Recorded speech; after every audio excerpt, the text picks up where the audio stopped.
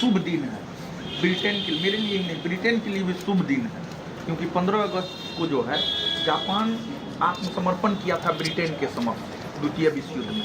15 अगस्त को 15 अगस्त को जो है जापान आत्मसमर्पण किया था ब्रिटेन के समक्ष, तो इसीलिए ब्रिटेन के लिए जो है 15 अगस्त का दिन बड़ी ऐतिहासिक हो गया।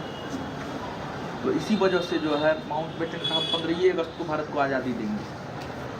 तो जब डेट तय हो गया तो पंडित जवाहरलाल नेहरू ज्योतिषी से मिले।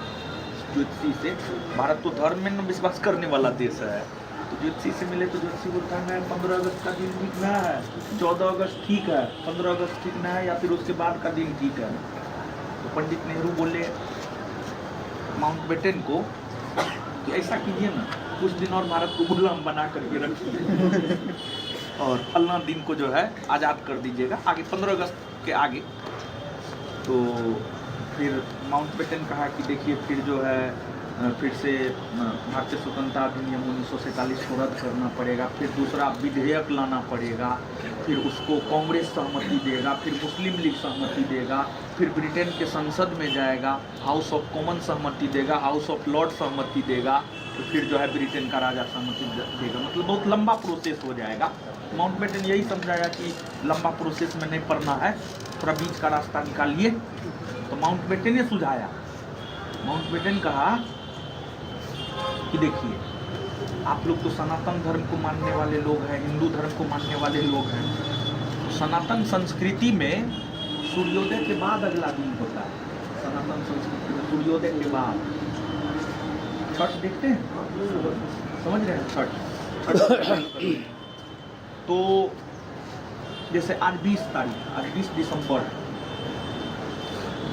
अगर आप ईसाई ग्रेगोरियन कैलेंडर की बात कीजिएगा या ईसाई कैलेंडर की बात कीजिएगा, ईसाई संस्कृति की बात कीजिएगा, तो उसमें तो रात में 12 बजे के बाद अगला दिन हो जाता है। आज रात 12 बजे के बाद जो है अगला दिन हो जाएगा, 21 दिसंबर हो जाएगा। लेकिन हम लोगों के सनातन संस्कृति में सूर्योदय जब होगा ना, उसके बाद होगा 21 दिसंबर। माउंटबेटन जो है कहा कि ऐसा कीजिए ना, ऐसा काम कीजिए कि हम लोगों का भी बात रह जाए और आपका भी बात न कटे। आपकी संस्कृति, आपके धर्म से जुड़ा हुआ चीज़ है। माउंटबेटन कहा रात को 12 बजे के बाद आप झंडा फहराएंगे। तो हमारे अनुसार अगर आप रात को 12 बजे के बाद झंडा फहरा रहे हैं तो 15 अगस्त हो जा रहा है, और आपके अनुसार सूर्योदय के बाद होगा 15 अगस्त, तो आपका भी बात रह गया। मतलब 14 अगस्त का दिन शुभ है, तो 14 अगस्त के रात में आप झंडा फहरा लीजिए, तो हम लोगों के अनुसार तो 15 हो गया, आपके अनुसार तो, आपके संस्कृति के अनुसार तो सूर्योदय के बाद होगा। तो इसी वजह से जो है जब पहली बार हम लोग स्वतंत्रता दिवस मनाए थे तो 14 अगस्त के मध्य रात्रि को रात में 12 बजे झंडा फहराया गया था। और पंडित नेहरू जी का वो भाषण जो है ट्रस्ट विथ डिस्टेनी या ट्रस्ट विथ डिस्टेनी के नाम से जाना जाता है, और बहुत भाषण जो है लोकप्रिय हुआ था उनका भाषण। कि पूछा गया क्वेश्चन है, समझ लीजिए बढ़िया फैक्ट बता दिए हम आपको। मतलब हाँ, नीति के साथ वादा, इसका हिंदी होता है नीति के साथ वादा। हाँ सही बात है, ये किसी PCS का पूछा हुआ क्वेश्चन है। हाँ PCS का, हमको याद है, PCS का पूछा हुआ क्वेश्चन है, तो इसको आप लोग याद रख लीजिएगा। एग्जाम के दृष्टिकोण से वो बढ़िया फैक्ट बता दिए यहाँ पर, समझ गए। ट्रस्ट विथ डिस्टेनी, नीति के साथ वादा, उस नाम से उनका भाषण जो है ये हुआ। और जानते हैं पंडित नेहरू, सरदार पटेल, ये दोनों गांधी जी को खत लिखे थे, और ये दोनों ये चाह रहे थे कि गांधी जी भी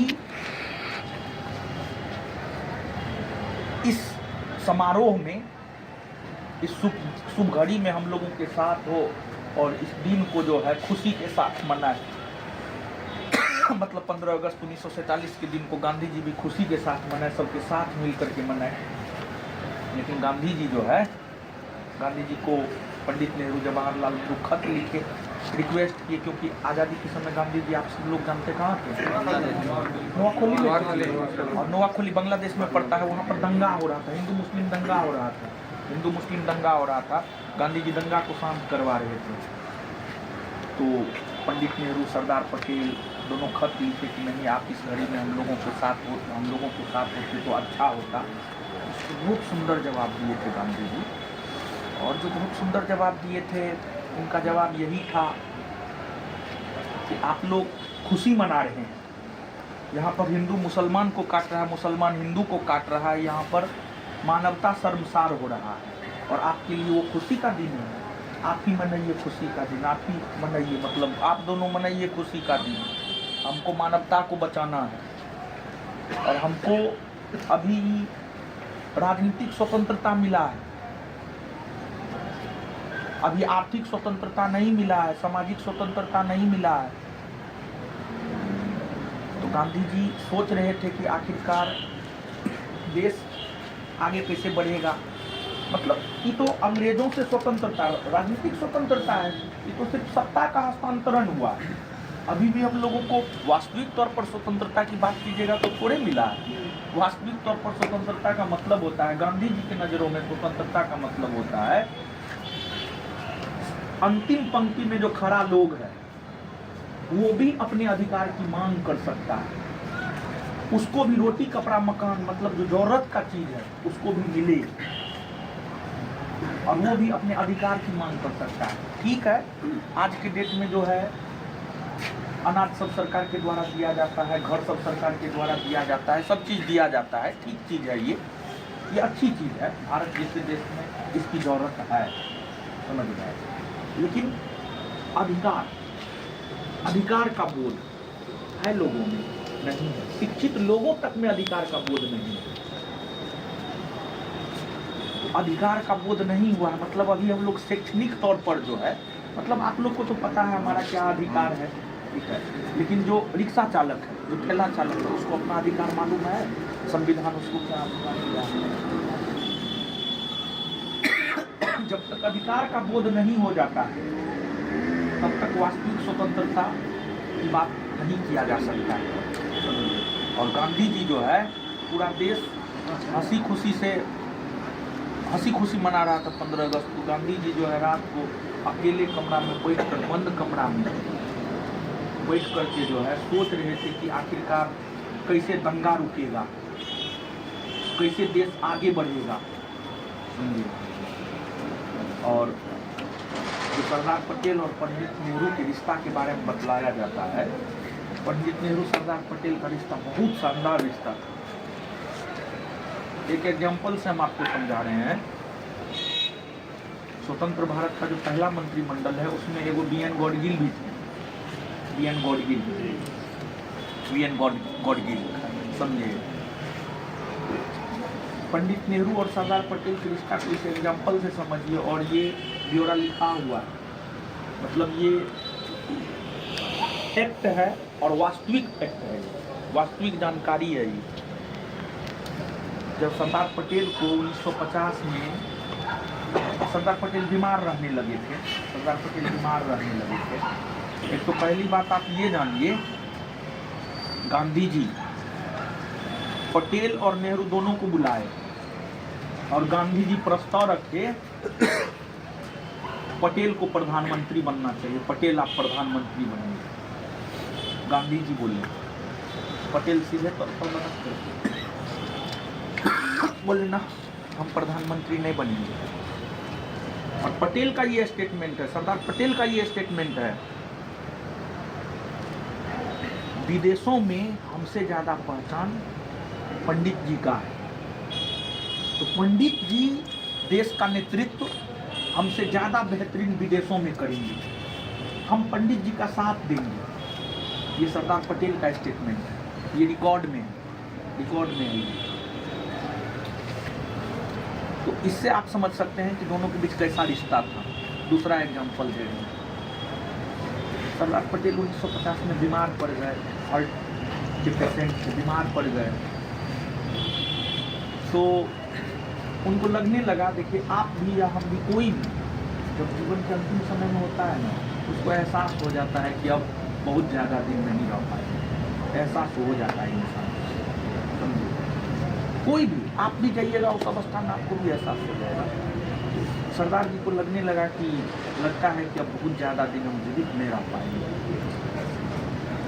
पटेल वीएन गॉडगिल को बुलाए और वीएन गॉडगिल को कहे कि आप हमसे एक वादा कीजिए और वादा कीजिएगा उसके बाद ही हम बोलेंगे। और जब ये पटेल और गॉडगिल के बीच वार्ता हो रहा था तो पटेल जी का बेटा और बेटी दोनों था सामने में। तो गॉडगिल तो पहले तो डर गए, सहम गए कि क्या वादा लेंगे। पटेल बड़ी अलग सोच के थे तो थोड़ा तो डरे, लेकिन फिर भी चलिए ठीक है वादा लेते हैं। तो पटेल साहब सिर्फ एक लाइन बोले गॉडगिल को, हम जा रहे हैं दिल्ली से मुंबई इलाज करवाने के लिए, हम रहे या ना रहे इसका तो हमें पता नहीं है, लेकिन आप हमसे एक वादा कीजिए कि आप और पूरा मंत्रिमंडल नेहरू जी का साथ मत छोड़िएगा, नेहरू जी को अकेले मत छोड़िएगा। और इसके बाद इस बात का जिक्र जो है ना सरदार पटेल की बेटी अपनी डायरी में की है, इस बात का जिक्र, ये भी बात रिकॉर्ड में। मतलब कितना शानदार रिश्ता था आप समझ सकते हैं, लेकिन उस रिश्ता को कितना बदनाम किया जाता है। पटेल को क्यों नहीं प्रधानमंत्री बनाया गया, नेहरू क्यों बना प्रधानमंत्री, समझे। जानते हैं आज की डेट में इतिहास को जो गलत तरीका से गढ़ा जा रहा है और हम जो भी बात बोले हैं वो रिकॉर्ड में, मतलब उसमें 100% सच्चाई है। मतलब उस समय के जो प्रत्यक्षदर्शी थे उन लोगों ने लिखा है अपनी डायरी में, समझो। तो कुल मिलाकर के हम लोगों को तो हमको लगता है कि बताइए, मतलब सोचिए कि गांधी जी कैसे थे और लोग कैसे थे, गांधी क्यों बना, सोचने वाली बात है। मतलब जिस आज़ादी के लिए गांधी जी महल छोड़ दिए, गांधी जी के पिताजी दीवान थे, राजमहल था, गांधी म्यूजियम में जाइएगा तो आपको पता चलेगा, मतलब राजा का महल जैसा घर था उनका, लेकिन महल छोड़ करके आश्रम में आए, और वो भी आश्रम जो है दूसरा कोई बनाता था, समझ रहे हैं। यानी आप सोचिए, मतलब हम लोग सोचिए हम लोग कैसे हैं, हम लोग ऐसे हैं कि झोपड़ी से जो है महल में जाना चाहते हैं, और गांधी जी का विचार देखिए, महल से झोपड़ी में आए। यही तो गांधी जी को गांधी जी बनाता है। क्यों गांधी पूजनीय नहीं होगा, सोचिए। गांधी जी की पूजा क्यों नहीं होनी चाहिए, एकदम होनी चाहिए गांधी जी की पूजा। कौन चाहता है महल से हम रोड पे आ जाएं, कौन चाहता है टाई बैच बेल्ट से कोट पैंट से जो है अर्धनग्न फकीर वाला स्थिति में आ जाए, लंगोट पे आ जाए, पॉसिबल है? कभी पॉसिबल नहीं। यही तो गांधी जी का विचार है, यही तो गांधी है। मतलब लंबे समय से हम लोग आज़ादी के लिए लड़ाई लड़ रहे थे और देश आज़ाद हो गया, तो गांधी जी जो है बंद कमरा में सोच रहे हैं कि मानवता शर्मसार हो रहा है, दंगा हम कैसे रोकेंगे, हमारे सपनों का भारत कैसा होगा। यही सब चीज़ तो गांधी जी को गांधी जी बनाता है। मतलब गांधी जी का विचार थोड़ा सोचिए। मतलब जो लोग गांधी को गाली दे देता है, जानते हो, वो गांधी के बारे में कुछ नहीं जानता है, और जो गांधी को जानता है ना, वो गांधी को कभी गाली नहीं दे सकता। गांधी जी बहुत त्याग किए हैं, बहुत त्याग किए हैं गांधी जी। बताइए, स्वतंत्रता आंदोलन में बीवी मर गई, निजी सचिव मर गया, कितना चीज खो दिए, लेकिन फिर भी गांधी जी अटल रहे। तो ठीक है। और एक